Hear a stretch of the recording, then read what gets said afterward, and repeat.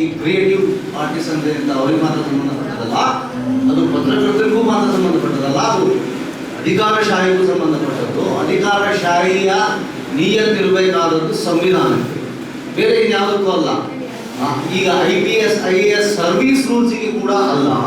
ಯಾವಾಗಾದ್ರೂ ಪ್ರಭುತ್ವ ಏನಾದರೂ ಪ್ರಭುತ್ವ ಯಾವತ್ತೂ ಎಬಲ್ ಒಂದು ದುರಹಂಕಾರಿ ಆಗಬಹುದು, ಅದು ಸರ್ವಾಧಿಕಾರಿ ಆಗುವ ಸ್ಥಿತಿಯಲ್ಲಿ ಪ್ರಭುತ್ವವನ್ನು ಸರ್ವಾಧಿಕಾರಿ ಮಾಡಿದಾಗ ತನ್ನ ಹುಕುಂಗೆ ತಕ್ಕ ಹಾಗೆ ಸರ್ವಿಸ್ ರೂಲ್ಸ್ ಅನ್ನು, ನಿಮ್ಮ IPS IAS ಸರ್ವಿಸ್ ರೂಲ್ಸ್ ಅನ್ನು ಬದಲಿ ಮಾಡೋದಾದ್ರೆ ಆವಾಗ ನಿಮ್ಮ ಬದ್ಧತೆ ಇರಬೇಕಾದ್ದು ಆ ಸರ್ವಾಧಿಕಾರಿ ಪ್ರಭುತ್ವಕ್ಕಲ್ಲ, ಸಂವಿಧಾನ ನಿರೂಪಣೆಗೆ ಮತ್ತು ಅವ್ರು ಹೇಳ್ತಾರೆ ಕೊನೆಗೂ ನೀವು ಒಬ್ಬ IPS ಅಧಿಕಾರಿ ಆಗಿದ್ರೆ IAS ಅಧಿಕಾರಿ ಆಗಿದ್ರೆ ಯಾರೇ ಬರಲಿ ನೀನು ಅಂಜದೆ ನಾನು ಸಂವಿಧಾನಕ್ಕೆ ಬದ್ಧನಾಗಿದ್ದೇನೆ ಅಂತ ಹೇಳಬೇಕು, ಮತ್ತು ನಿನಗೆ ಬರೋ ಸಂಕಷ್ಟಗಳನ್ನೆಲ್ಲ ಎದುರಿಸಬೇಕು ಮತ್ತು ಅದರ ವಿರುದ್ಧ ಹೋರಾಡಬೇಕು.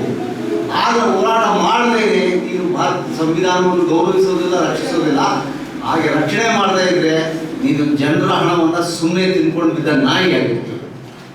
ಇಷ್ಟು ಹೇಳೋ ಧೈರ್ಯವನ್ನು ನಾವು ದಕ್ಷಿಣ ಕನ್ನಡದಲ್ಲಿ ಕರಾವಳಿಯಲ್ಲಿ ನಾವು ಸ್ವತಃ ಕಂಡ ಹಾಗೆ ನಮ್ಮ DC ನಮ್ಮ SP ಇದರ ಅರ್ಧ ಧೈರ್ಯ ತೋರಿಸಿದ್ದಿದ್ರೆ ಇವತ್ತು ದಕ್ಷಿಣ ಕನ್ನಡದಲ್ಲಿ ಫ್ಯಾಸಿಸಮ್ ಅಷ್ಟು ದೊಡ್ಡದಾಗಿ ಬೆಳೀತಿರಲಿಲ್ಲ, ಮತ್ತು ಕರ್ನಾಟಕದಲ್ಲಿ ಅಷ್ಟು ದೊಡ್ಡದಾಗಿ ಬೆಳೀತಿರಲಿಲ್ಲ, ಮತ್ತು ಈ ಗಡಿಗಾರಿಕೆ ಹಗರಣವೂ ನಡೀತಿರಲಿಲ್ಲ.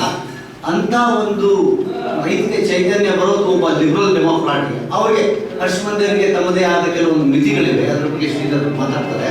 ಆದರೆ ಈ ರೀತಿಯ ಒಂದು ಲಿಬರಲ್ ಡೆಮೋಕ್ರಾಟಿಕ್ ವ್ಯಾಲ್ಯೂಸ್ ನಮ್ಮ ಮಧ್ಯಮ ವರ್ಗಕ್ಕೆ ಇಲ್ಲದ ಕಾರಣವೇ ನನಗೆ ಇವತ್ತು ಸುಗತ ಮಾತಾಡೋ ಸೌಲಭ್ಯ. ಅದು ಒಬ್ಬ ಮನುಷ್ಯನಿಂದ ಬರುವಂಥದ್ದಲ್ಲ, ಅದು ಒಂದು ವ್ಯವಸ್ಥೆಯಲ್ಲಿ ಒಂದು ಮೌಲ್ಯವಾಗಿ, ಒಂದು ಲಿಬರಲ್ ಡೆಮೋಕ್ರಾಟಿಕ್ ಮೌಲ್ಯವಾಗಿ ಬರದೇ ಹೋದರೆ ಇಲ್ಲಿ ಲೆಫ್ಟಿಸ್ಟ್ ಏನು ಮಾತಾಡ್ತಾರೆ ಅದು ಅಧಿಕ ಪ್ರಸಂಗ ಆಗಿ ಕಾಣುತ್ತೆ. ಲೆಫ್ಟಿಸ್ಟ್ ಮಾತಾಡೋದು ಮುಚ್ಚಾಗಿ ಮಾತಾಡ್ತಾರೆ.